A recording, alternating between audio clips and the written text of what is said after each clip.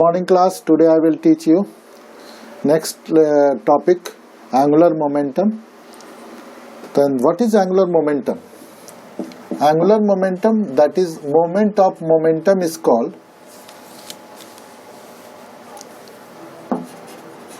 moment of momentum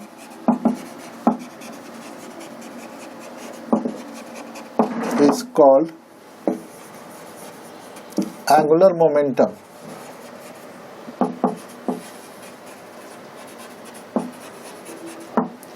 Numerically it is equal to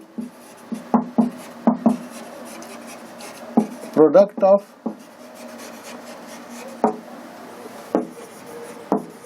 linear momentum and perpendicular distance between the line of action of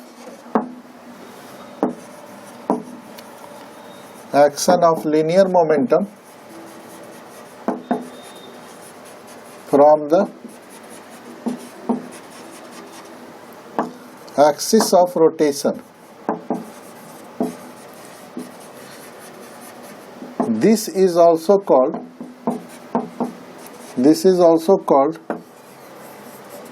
liver arm.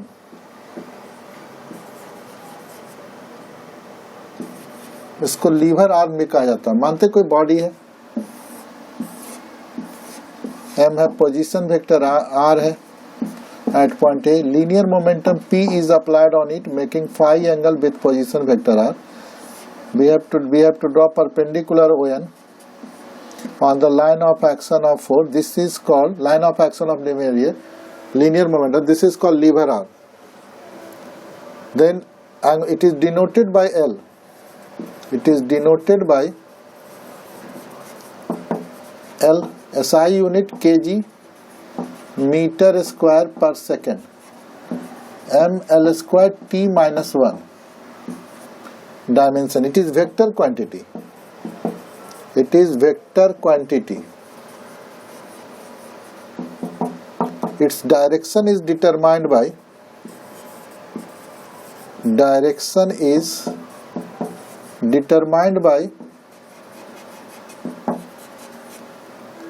right hand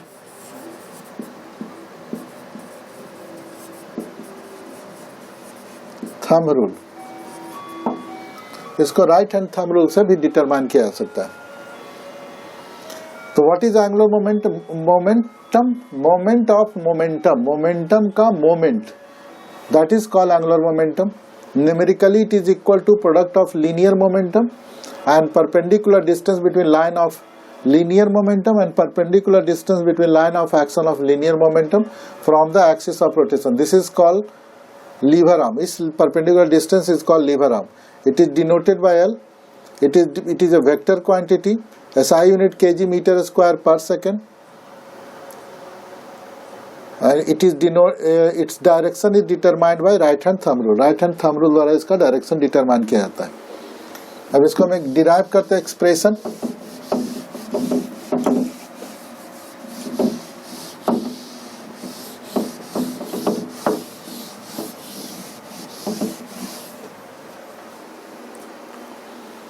L is equal to linear momentum into lever arm, P into ON. In triangle AON, sin phi is equal to ON by OA. ON is equal to D and OA is equal to R. That is D is equal to R sin phi. तो P into R sin phi.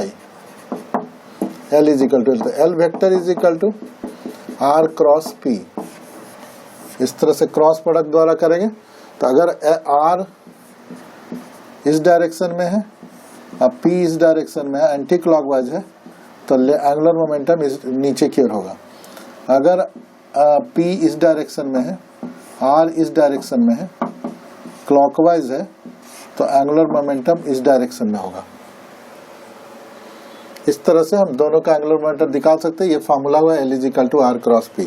अगर vector form में दिखाना है तो LXI plus LYJ plus LZK this is equal to होगा IJK XYZ PX PY PZ।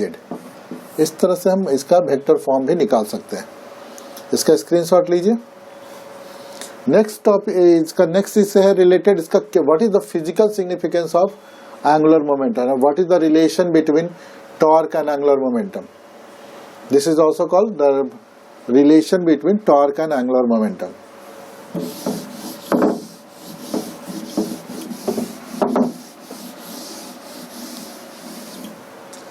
Hence there are two type of torque. Hence there are two types of angular momentum.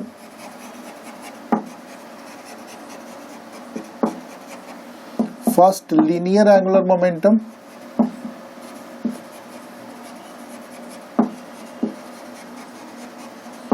and second, angular momentum, angular या rotational angular momentum, rotational angular momentum। ये दो तरह का होता है, linear angular momentum and rotational angular momentum। First we have to determine the physical significance,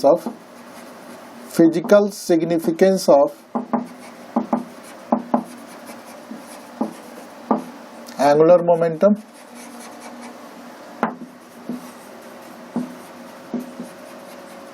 तो torque अभी L = क्या निकला, R क्रॉस P। इसको डिफरेंशिएट करते हैं, differentiating it with respect to T। तो DL, L का हो जाएगा DL/dt = dR/dt cross P। Position change नहीं होगा इसमें, क्रॉस प्रोडक्ट है। फिर प्लस R कांस्टेंट रखते हैं क्रॉस dP/dt। तो dL/dt की dL/dt छोड़ देते हैं, dR/dt भी क्रॉस MV, P = MV होता है, plus R dF cross dF R dP/dt = F होता है, dP/dt this is equal to F। तो dL/dt = क्या होगा, dL/dt = M कांस्टेंट हो गया, V क्रॉस V और प्लस R क्रॉस F जिसको टॉर्क बोला जाता है। Cross product of two same vector is 0। Cross product of two same vector is 0। That is dL/dt = हो जाएगा torque. Time rate of change of angular momentum is also called torque. This is also called Newton's law of rotational motion. Time rate of change of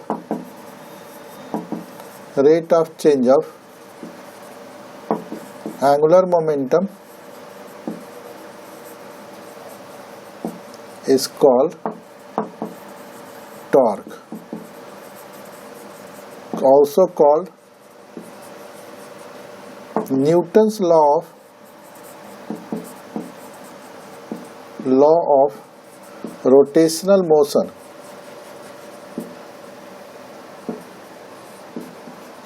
This is the physical significance of angular momentum। angular momentum का physical significance है, इसको note कीजिए।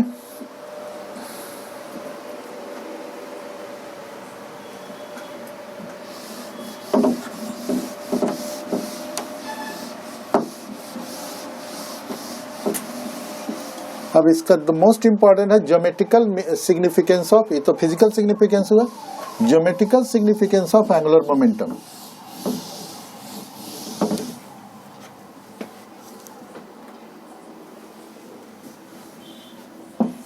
Geometrical significance of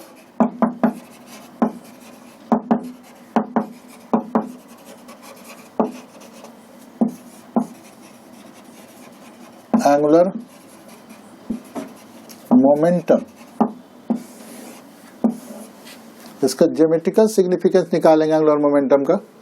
तो मानते कोई body है, this is the axis of rotation, initially the body is at point A having position vector r, mass m, F force is applied on it so that it start to rotate about the axis and reaches at point B where position vector is r plus del r and making del theta angle at the center. इसको लिखते हैं consider there be a body, या इधर लिख देते हैं इसको, consider there be a body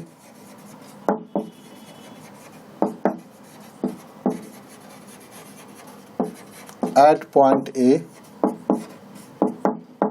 having position vector r. Due to the force, it start to rotate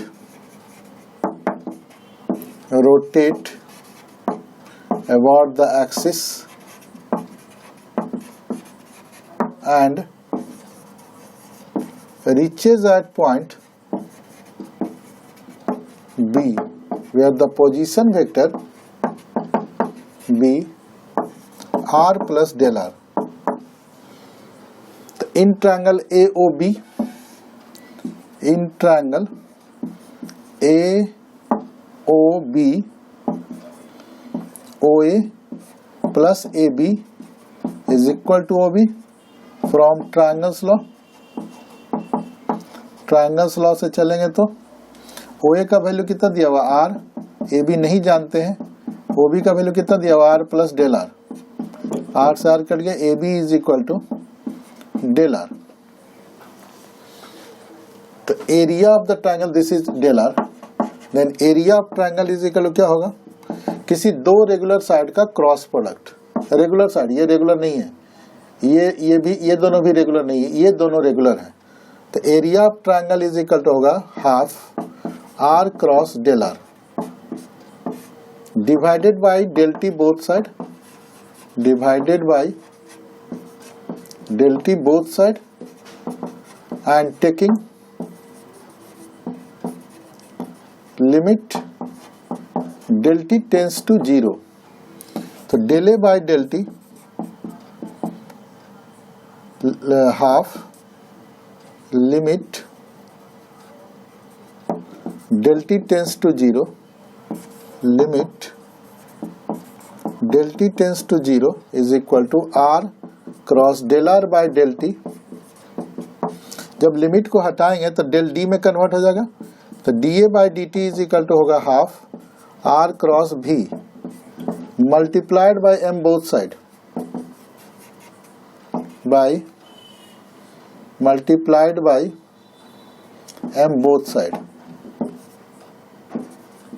दोनों साइड m से मल्टीप्लाई कर देते हैं, तो 2 को इधर भी लाते हैं, 2m dA by dt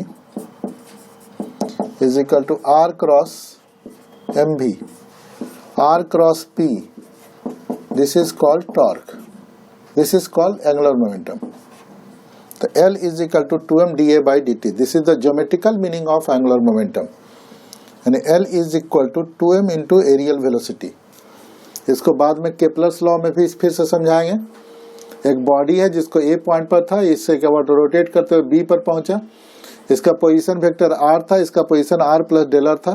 triangle में चले तो डेल AB का वैल्यू निकला डेल R. अब जब हम टॉर्क निकालेंगे या एंगुलर मोमेंटम या एरिया निकालेंगे तो किसी दो रेगुलर साइड का क्रॉस प्रोडक्ट ही होगा, इसका और इसका क्रॉस प्रोडक्ट होगा. इसका नहीं हो सकता, रेगुलर नहीं है, इसका नहीं होगा, रेगुलर नहीं है, मतलब R क्रॉस डेल R लेंगे, दोनों साइड डेल T से डिवाइड करके लिमिट ले लिए तो डेल D में कन्वर्ट हो गया. dr बाई dt बराबर V होता है, m से मल्टीप्लाई कर दिए, mv बराबर P होता है, R क्रॉस P L होता है, यानी L is equal to 2m dA by dt. This is the geometrical significance या geometrical meaning of angular momentum. Geometrical meaning है एंगुलर मोमेंटम का.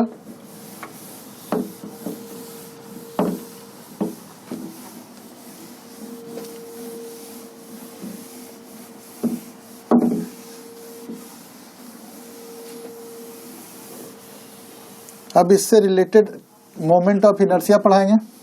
What is moment of inertia? जैसे Newton's law में पढ़े थे कि inertia has a tendency to oppose the change of state.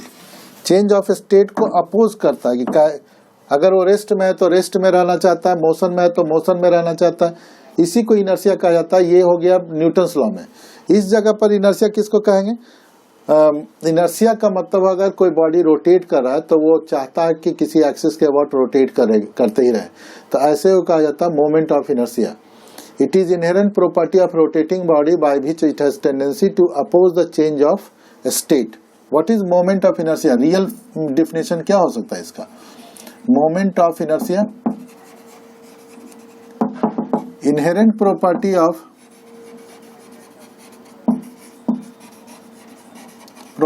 of rotating body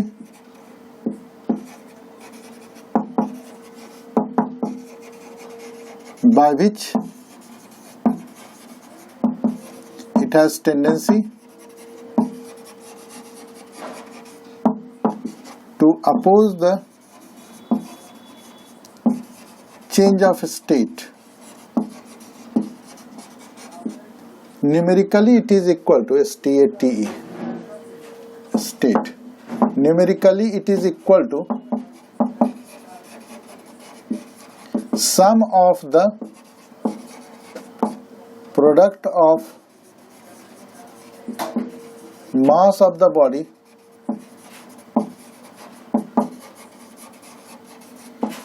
and square of the distance between the particle and the square of the distance between particle and the axis of rotation. मानते कोई body है having n particles, they are kept at a distance of r1, r2, rn from the axis of rotation. Their masses are m1, m2, m10, mn. Consider there be a body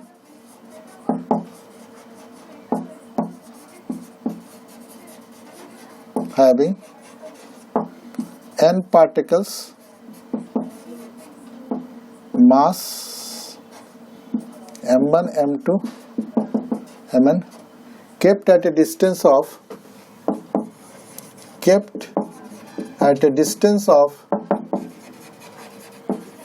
r1, r2, rn from the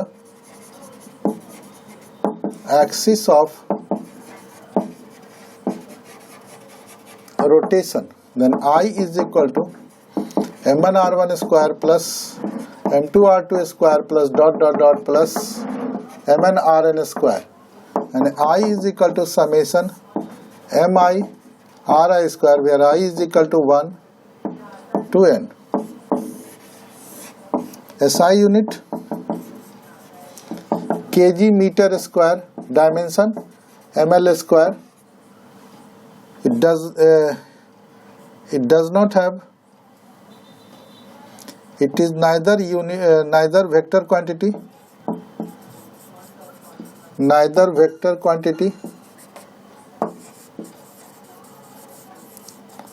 nor scalar quantity. ना तो ये vector है ना scalar quantity है, because it does not obey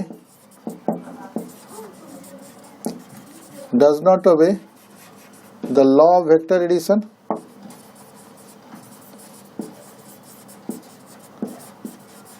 and neither added algebraically.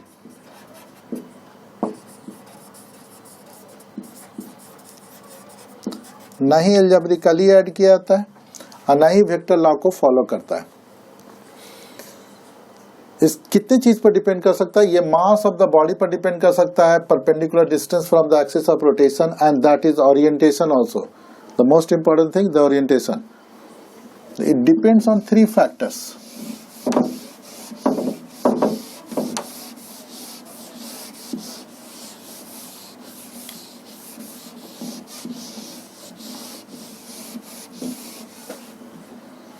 depends on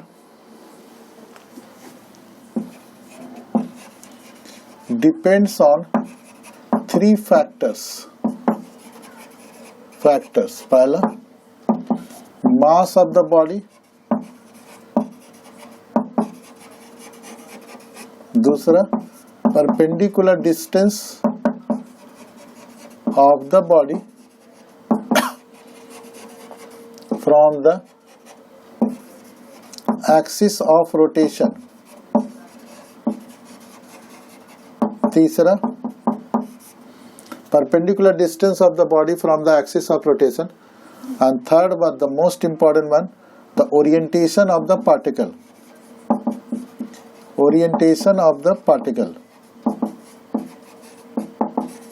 कैसे देखते हैं? मानते हैं 1 kg का एक बॉडी है, यहाँ से 2 मीटर के दूरी पर है, this is the axis of rotation. दूसरा बॉडी है 2 kg का जो 2 मीटर पर है, तो इसका मोमेंट ऑफ इनर्शिया क्या हो जाएगा?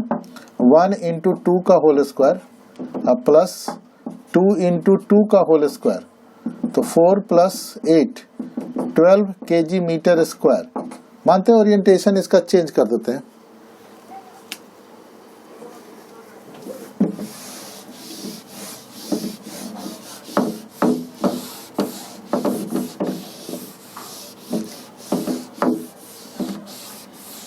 इसका ओरिएंटेशन चेंज कर देते हैं, बाकी सब पार्टिकल वैसा ही रखेंगे, सब चीज पूरा सेम ही रहेगा. मानते इधर की ओर 1 kg की जगह 2 kg कर दिए और 2 मीटर ही रहे, और इधर की ओर 2 kg कर दिए और 2 मीटर रखे. 1 kg कर दिया 2 मीटर, ये 1 मीटर पर है, सॉरी 1 kg 1 मीटर, तो 1 का होल स्क्वायर हो जाएगा 2, 1 8 × 9 9 kg मीटर पर स्क्वायर.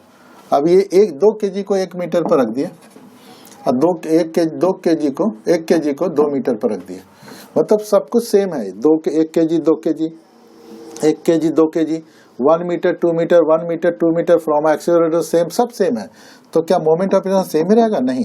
देखते हैं 2 × 1 का होल स्क्वायर प्लस 1 × 2 का होल स्क्वायर, तो 2 × 2 हो जाएगा और ये 4 हो जाएगा, बराबर कितना हो गया?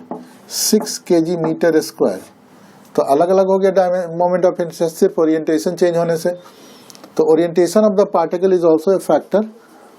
अब इससे रिलेटेड एक टर्म है radius of gyration. What is radius of gyration? इसका स्क्रीनशॉट ले लीजिए.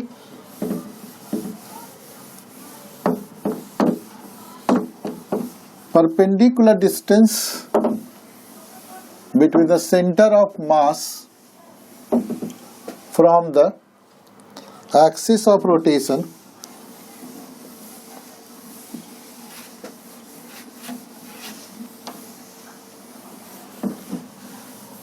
perpendicular distance from the center of mass and the axis of rotation in such a way the product of mass of the body and square of this distance is equal to the moment of inertia of the body. System जो भी है, तो मानते कोई body है, इसके centre of मास से ये डिस्टेंस k है और इस बॉडी का मास m है. The perpendicular distance with centre of mass from the axis of rotation is called radius of gyration. In such A way the mass of the body and square of that distance is the moment of inertia of that rigid body about that axis. Consider K be the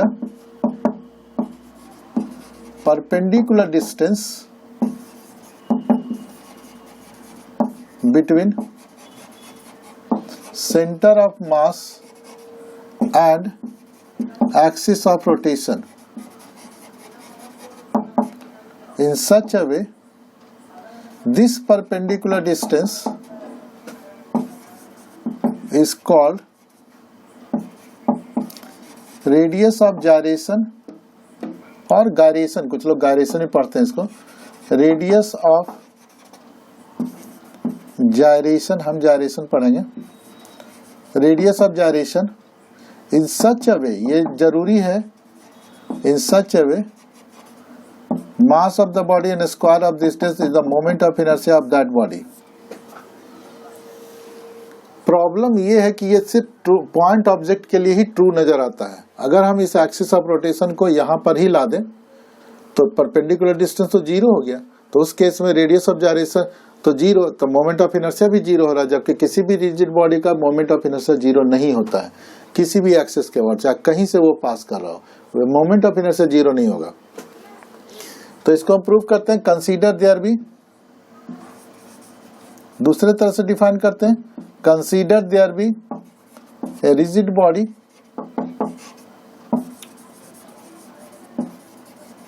having n particles each of mass m kept at a distance of r1 r2 dot dot dot rn from the axis of rotation, axis of rotation से r1 r2 rn distance पर है। तो moment of inertia बराबर क्या होगा, अभी पढ़े m², तो एक पार्टिकल का मास m है, तो n पार्टिकल का मास कितना हो जाएगा, mn हो जाएगा, दैट इज कैपिटल M बराबर mn। रेडियस ऑफ जायरेशन में क्या पढ़े, m1 r1² plus m2 r2² plus dot dot dot plus mn rn² is equal to mn k²। But consider there be a rigid body having n particle each of mass m, सबका mass same है, m1 m2 नहीं है, तो m r1² plus m r2² plus dot dot dot plus m rn² is equal to m n k²। m common ले लेते हैं, r1² plus r2² plus dot dot dot plus rn² is equal to m n k²। तो m से m cancel हो जाएगा, k is equal to हो जाएगा r1² plus r2² plus dot dot dot plus rn² by n का root over, that is root mean square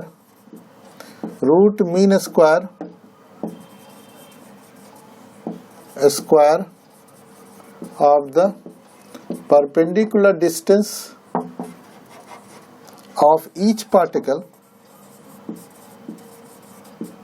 from the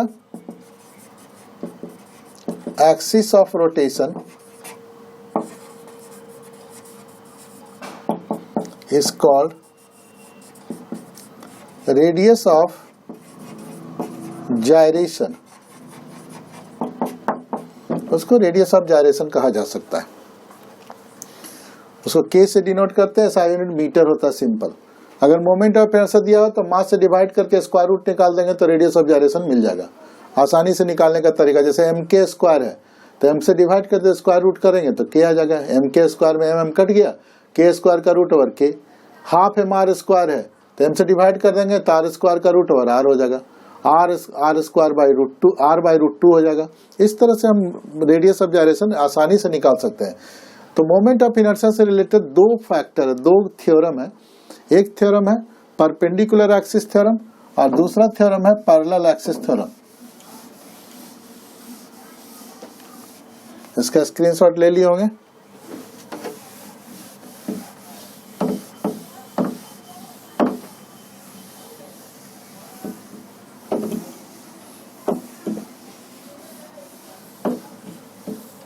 There are two theorem of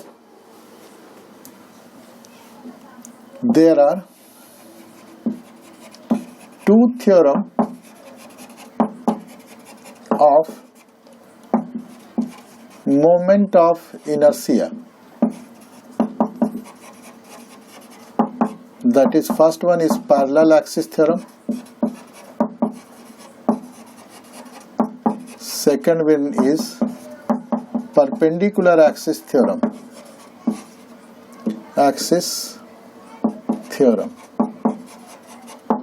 parallel axis theorem and perpendicular axis theorem.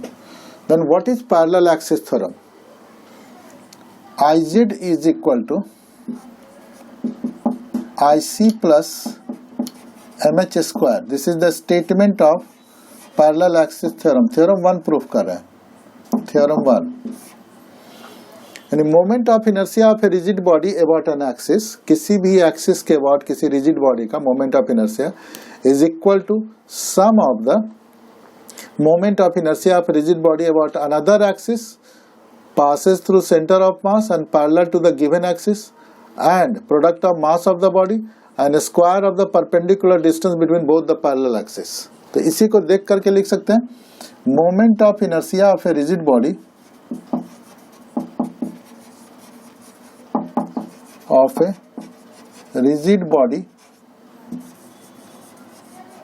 about an axis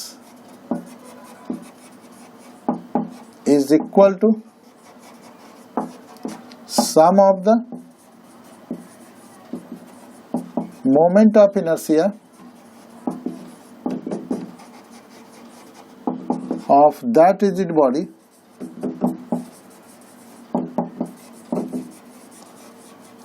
about another axis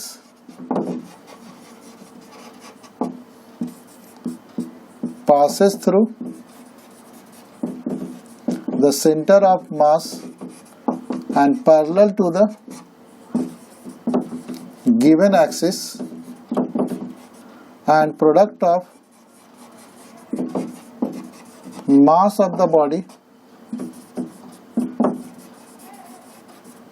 and square of the perpendicular distance between both the parallel axis. ये statement हुआ। तो इसको हम proof करते हैं। मानते हैं कोई रिजिड बॉडी है rotating about Z axis, Z axis के about another axis passes through its centre of mass C, Z axis के अबाउट है, H be the separation between them, P be the point at a distance of xi from the centre of mass and mass mi. Consider there be a rigid body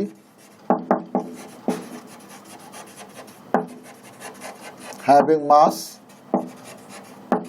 mi, rigid body rotating about z axis, another axis passes through C and parallel to the z axis. H is the separation between them.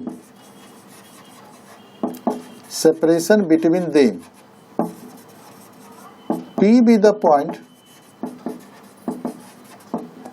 at a distance of Ri from C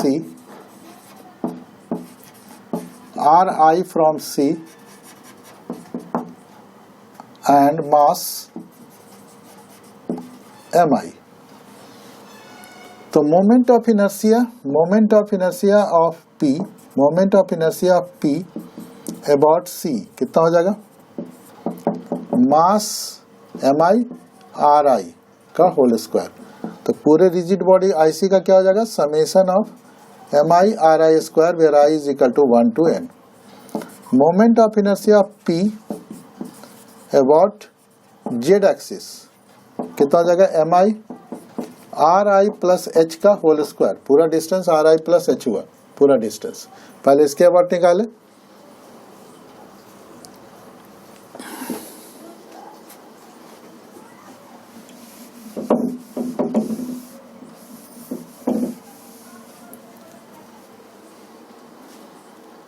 तो पूरे rigid body का क्या हो जाएगा? Iz is equal to mi a plus b का whole square Ri square plus h square plus 2Ri h multiply कर देते हैं। mi समेशन भी ले लेते हैं। mi Ri square plus mi h square plus 2mi Ri h summation mi Ri square.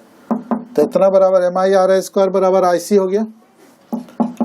इसका होगा mh square, total mass, h तो कांस्टेंट है, अब plus 0 moment of mass about the centre of mass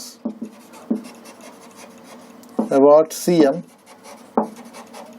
is 0, मतलब therefore iz is equal to ic plus mh square. ये proof हो गया। तो आप इसका स्क्रीनशॉट ले सकते हैं, बहुत इंपॉर्टेंट है। तो एटलीस्ट फार्मूला आपको याद रखना चाहिए।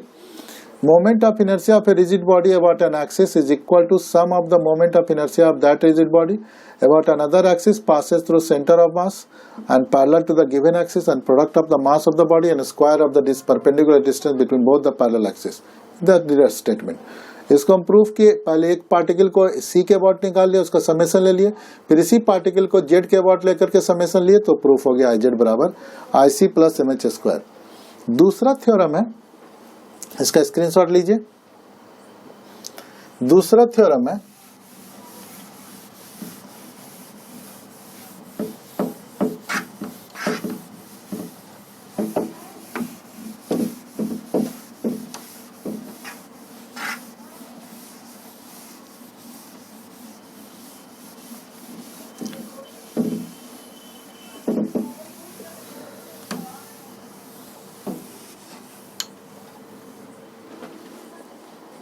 दूसरा थ्योरम है parallel axis theorem, perpendicular axis theorem, theorem 2। Perpendicular axis theorem, iz is equal to ix plus I by ix is equal to iz plus Iy, iz is equal to ix, Iy is equal to ix plus iz. From this above statement, it is obvious moment of inertia does not added algebraically. iz बराबर ix plus Iy भी हो गया, ix बराबर भी iz plus Iy हो गया। ये अगर हम ix निकालना चाहते हैं, Iy इधर आता तो माइनस होना चाहिए, लेकिन माइनस नहीं हुआ, प्लस हुआ। तो इससे पता चलता कि अलजेब्रिकली लॉ भी नहीं ऐड होता, ना वेक्टर लॉ को तो फॉलो करने का सवाल ही नहीं उठता है। इसलिए ना it doesn't obey vector nor scalar. तो डेफिनेशन इसको कैसे कर सकते हैं, किसी एक्सिस के अबाउट कर सकते हैं। Moment of inertia of a rigid body, inertia of a rigid body about an axis is equal to sum of the moment of inertia of that rigid body about another two axes which are perpendicular to each other and perpendicular to the given axis. Okay, अब इसको हम proof करते हैं। मानते हैं कोई body है, rotate कर रहा है जेड एक्सिस के about, this is X axis, this one is Y axis, this is Z axis. P कोई पार्टिकल है जिसका मास एम आई है, यहाँ से डिस्टेंस आर आई डिस्टेंस पर है, ये परपेंडिकुलर डिस्टेंस किए तो इसका एक्स आई हो गया, इस पर परपेंडिकुलर डिस्टेंस किए तो ये वाई आई हुआ। तो मोमेंट ऑफ इनर्शिया ऑफ, लिख देते हैं, consider there be rigid body, consider there be a rigid body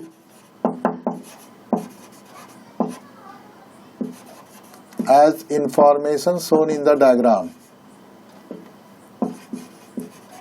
shown in the diagram।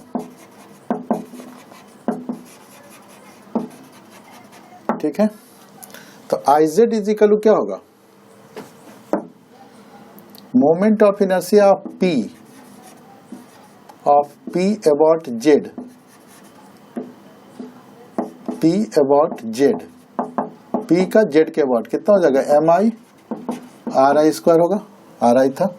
तो आई जेड इजिकल क्या होगा, summation of M I R I square. इसको और भी लिख सकते हैं, summation of M I R I बराबर क्या लिख सकते हैं, X I square plus Y I square. ठीक है, क्योंकि डिस्टेंस कितना है, ये 0 0 कोऑर्डिनेट है, X I Y I coordinate है, तो एक्स आई माइनस 0 का whole square plus Y I minus 0 का होल स्क्वायर बराबर R I square coordinate system से। तो कितना हो जाएगा, M I X I square plus summation of M I Y I square. तो M I X I square I Y हो जाएगा, M I summation of Y I square I X हो जाएगा, यानी I Z is equal to I X plus I Y. इस तरह का हो गया। ये दो थ्योरम है, ये दोनों थ्योरम हम प्रूफ कर दिए। अब इसके अलावा कुछ हम कैसे मोमेंट ऑफ इनर्शिया निकाल सकते हैं ये बताना जरूरी है। तब हम रिलेशन पहले बता देते हैं, फिर मोमेंट ऑफ इनर्शिया निकालने का कुछ तरीका बता देते हैं। उसके बाद नेक्स्ट टॉपिक जो बताएंगे, नेक्स्ट लेक्चर जो होगा, रूल्स ऑफ रोटेशन मोशन। बहुत ज्यादा लड़का रोटेशन मोशन से घबराता है। अगर आप मेरे रूल्स को 20 या 25 रूल्स हैं, अगर उसको आप ध्यान से समझिएगा तो फिर कभी आपको प्रॉब्लम नहीं होगा। इसलिए नेक्स्ट लेक्चर आप खास करके ध्यान से पढ़िएगा। ये सब तो बुक्स में भी दिया है, लेकिन वो बुक में नहीं दिया रहेगा। आपको हम खोज कर करके लाए हैं, अच्छे अच्छे बुक से, अपने दिमाग से, जैसे भी लाए हैं आपके लिए ही लाए हैं। इसलिए उसको ध्यान से पढ़िएगा। पहले रिलेशन निकाल देते हैं, relation of moment of inertia with the torque. परीक्षा के लिए सब इंपॉर्टेंट है, स्कूल के एग्जाम्स में सब लोग पूछता है। Relation between moment of inertia and torque.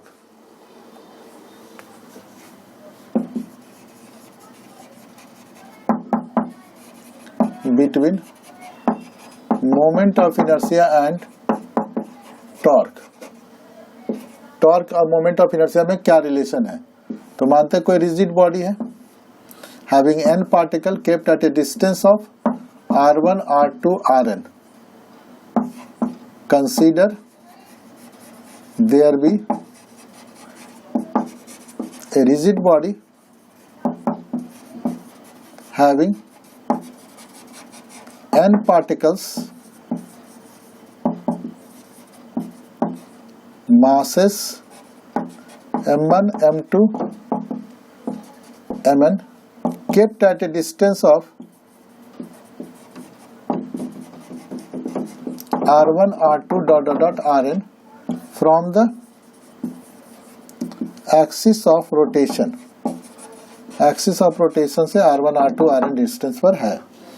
तो I बराबर क्या हो जाएगा, I is equal to M I R I square plus m2 r2 square plus dot dot dot mn rn square, और summation M I R I square I is equal to 1 to n। Torque of ith particle क्या होगा, ith particle का torque क्या हो सकता है? Torque is equal to क्या होगा, force into F I into R I. F बराबर mass into acceleration, F is equal to mass into acceleration. तो M I A I R I, A बराबर alpha R, M I A के जगह पर क्या लिख सकते हैं, अल्फा आर आई बराबर alpha M I R I square, torque I बराबर। तो पूरे पार्टिकल का कितना होगा torque, torque is equal to summation, alpha बाहर निकल जाएगा, कांस्टेंट है, M I R I square, इतना बराबर आई होता है, and torque is equal to I alpha. This is the relation between torque and moment of inertia. कुछ नहीं, आप मोमेंट ऑफ इनर्शिया निकाल लीजिए, ith पार्टिकल का टॉर्क निकाल करके समेशन ले लीजिए, उसी तरह से इसका स्क्रीनशॉट ले लीजिए। उसी तरह से moment of inertia and angular momentum में भी आपको रिलेशन निकालने दे सकता है, एंगुलर मोमेंटम। तो फिर लिखेंगे consider there be rigid body having n particles, mass m1 m2 mn dot dot kept at a distance of r1 r2 rn from the axis of rotation, therefore I is this। यानी each case में आप I इसी तरह से निकाल सकते हैं, लेकिन टॉर्क यहाँ पर जगह पर angular momentum of ith particle लिख सकते हैं, angular momentum of ith particle. तो L बराबर क्या होगा, L I is equal to क्या लिख सकते हैं, M I V I R I, M I V I R I, M V R होता है। तो torque is equal to M I V I R I लिख सकते हैं। यहाँ पर v बराबर क्या हो सकता है, ओमेगा हो सकता है, v बराबर ओमेगा आर हो सकता है, यानी v is equal to omega R. तो यहाँ वैल्यू पुट करते हैं, L I is equal to M I omega R I हो गया, तो that is omega M I R I square. तो angular momentum of the rigid body क्या होगा, angular momentum of rigid body कितना हो जाएगा, L is equal to summation omega बाहर हो जाएगा M I R I square, I is equal to 1 to n यानी L is equal to I omega. Since angular momentum is conserve therefore I1 omega 1 is equal to होता है I2 omega 2 और I1 by I2 is equal to होगा omega 2 by omega 1 और I is inversely proportion to omega. जितना ज्यादा body का angular momentum angular velocity होगा उतना कम linear momentum moment of inertia होगा, या angular velocity is inversely proportion to moment of inertia. आप कभी बैले डांसर को या फिल्म में भी, जैसे बादल फिल्म में हीरोइन डांस कर रही है, तो अगर हाथ फैला दिया जाए इस तरह से तो मोमेंट ऑफ इनर्शिया बॉडी का बढ़ जाएगा, तो उसका एंगुलर स्पीड घट जाएगा, तो लंबा आर्क लेगा, और जैसे ही इसको सिकोड़ लेगा मोमेंट ऑफ इनर्शिया घटाएगा, तो अपने आप फिजिकली वो उसका मोमेंट ऑफ इनर्शिया जैसे ही घटेगा उसका एंगुलर वेलोसिटी बढ़ जाएगा, तो तेजी से एक एक्सिस पर घूमने लगेगा। ये कोई ट्रिक नहीं है, ये फिजिक्स है, उसमें कहीं पर भी कोई ट्रिक नहीं लगा रहा, सिर्फ ट्रिक यही है कि आप उसको बैलेंस कर सकते हैं। हम अगर ऐसा करेंगे तो गिर जाएंगे, क्योंकि हमारे पास प्रैक्टिस नहीं है तेजी से घूमने के कारण। बस उसी प्रैक्टिस को मेंटेन करना है कि आप जब तेज घूमने लगे, जैसे मोमेंट ऑफ इनर्शिया घटाएं तो तेजी से जैसे एंगुलर वेलोसिटी बढ़े तो आप घूमने लगे, गिरने से बचे, गिरे नहीं, तो आप इसको आसानी से कर सकते हैं। उसके बाद एक और रिलेशन है moment of inertia and kinetic energy, इसका स्क्रीनशॉट ले लीजिए। उसी तरह से है सब, मोमेंट ऑफ इनर्शिया निकाले, एक पार्टिकल का हम एंगुलर मोमेंटम निकाले, फिर रिजिड बॉडी का एंगुलर मोमेंटम। ये कंडीशन है कंजर्वेशन थ्योरी को फॉलो करने के लिए। तो relation between moment of inertia and kinetic energy, ये तो फिर सेम हो जाएगा रिजिड बॉडी का। तो यहाँ पर एंगुलर मोमेंटम के जगह kinetic energy of ith particle निकालेंगे। Kinetic energy of ith particle क्या होगा, half M I V I square. v बराबर क्या होता है, ओमेगा आर बराबर half M I omega square R I square. Kinetic energy ith, तो kinetic energy of total rigid body का क्या होगा,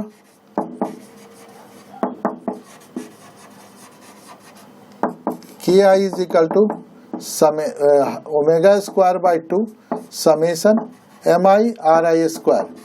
आयता बराबर आई होता है, इसलिए kinetic energy is equal to हो जाएगा half I omega square. This is the rotational kinetic energy. तो इस तरह से ये रिलेशन निकाल सकते हैं। आपका परीक्षा में जब भी आएगा तो आप इसको निकाल करके दिखाइएगा। इसके अलावा आप मोमेंट ऑफ इनर्शिया कुछ निकालने का तरीका हम आपको बता देते हैं, तब अगले क्लास में हम रूल्स में जाएंगे। मोमेंट ऑफ इनर्शिया कैसे निकलता, मानते किसी डिस्क का मोमेंट ऑफ इनर्शिया हमको निकालना है, तो कैसे निकालेंगे, इसका स्क्रीनशॉट ले लिए होंगे। मोमेंट ऑफ इनर्शिया कैसे निकाल, मानते हैं हम डिस्क का निकालें या रिंग का निकालना चाहते हैं, ये डिस्क का ही निकालते हैं। पहले डिस्क का moment of inertia axis of rotation इस तरह से है। अब हम निकालने का तरीका क्या है, एक छोटा सा आर्क ले लेंगे, छोटा सेक्शन डी आर ले लेते हैं, जो यहाँ से r डिस्टेंस पर है। तो पूरे पाई आर, इसका रेडियस r है मानते हैं, तो पाई आर स्क्वायर के लिए कितना मास m है, तो इसका एरिया कितना 2 पाई आर। डी आर के लिए कितना होगा, इसका थिकनेस डी आर था, के लिए कितना हो जाएगा m by pi R square into 2 pi R D R. Pi से पाई कट गया, m by R square, 2m by R square R D R, ये मास निकल गया dm बराबर। अब हम moment of inertia of the ring जानते हैं, तो moment of inertia of ring कितना हो जाएगा, ring dm into R square. dm का वैल्यू कितना निकाले, 2m by R square into are D R, ये dm है, इंटू आर स्क्वायर, ये आर स्क्वायर है, तो कितना हो जाएगा 2m by R square into R Q D R. अब इसको हम पूरे अगर डिस्क का निकालना चाहेंगे तो क्या होगा, 0 से लेके r तक जाएगा, तो कितना होगा 2m by R square into R 4 by 4, 0 से r, और कितना होगा 2m by R square into R4/4, m से 2 कट गया, R स्क्वायर से R4 कट गया, कितना बचेगा? Half mr square. इस तरह से निकलेगा। अगर ये मोमेंट ऑफ इनर्शिया किसी दूसरे एक्सिस के अबाउट निकालना चाहेगा, इस सेंटर के अबाउट इस तरह से निकालना चाहेगा, और ये ऐसा दिया हुआ है, इसके बीच का डिस्टेंस r हो जाएगा, टेंजेंशियली हो गया, तो IZ इज इक्वल टू हो जाएगा IC प्लस MH स्क्वायर। तो IC कितना निकला? इसका हाफ mr स्क्वायर निकला, और MH स्क्वायर mr स्क्वायर निकाल जाएगा, 3 दूनी 5, 3 mr स्क्वायर बाई 2 हो जाएगा। इस तरह से हम मोमेंट ऑफ इनर्शिया निकाल सकते हैं। अगर ये मोमेंट ऑफ इनर्शिया इस तरह से निकालने दें तब क्या होगा? तो इसको दो भाग में बांट देंगे, इसके अबाउट दोनों सेम होगा, तो IZ is equal to IX plus IY होता है, इसको लिख सकते हैं 2IX लिख सकते हैं, नहीं IX इज इक्वल टू कितना हो जाएगा? IZ/2, तो कितना हो गया? 1/4 mr स्क्वायर हो जाएगा। इस तरह से मोमेंट ऑफ इनर्शिया हम निकाल सकते हैं। तो दोनों थ्योरम का यूज हम कर सकते हैं मोमेंट ऑफ इनर्शिया निकालने के लिए। हम नेक्स्ट क्लास में हम इससे रिलेटेड और भी क्वेश्चन हम बताएंगे। ओके, अब हम नेक्स्ट क्लास के बारे में सोचते हैं। इसका स्क्रीनशॉट ले लीजिएगा।